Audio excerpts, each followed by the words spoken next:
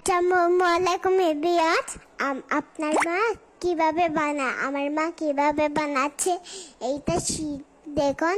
আমার মা কিভাবে বানাচ্ছে। আপনারা ভালো আছেন? এইটা আমার মা লাইক করে কমেন্টে জানাবে। আল্লাহ ভালো। আপনাদের একটা কবিতা শোনাবো। আতা কাছে তো তা পাখি, ডালিম কাছে মৌ, এত তাকি তাবু কথা কই না কেন মৌ। আর ছেলেরা আয় মের ফুল তুলিতে যাই, ফুলের মালা গলায় দি মামা বাড়ি যাই।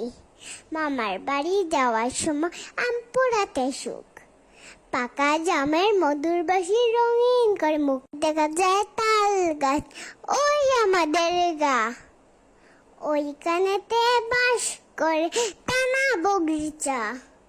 অবধিতে চাষকে পান্তা বাট কাশকে, পান্তা আমি চাই না, পুঁটি মাছ পাই না, একটা দড়িয়ে যায় অমনে দড়ি কাপড় কুপ খাই।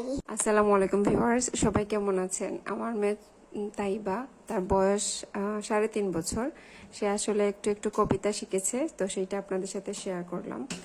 আর আজকে যেহেতু একটু সময় পেয়েছি অনেকদিন পর, তাই ভাবলাম কিছু একটা করি।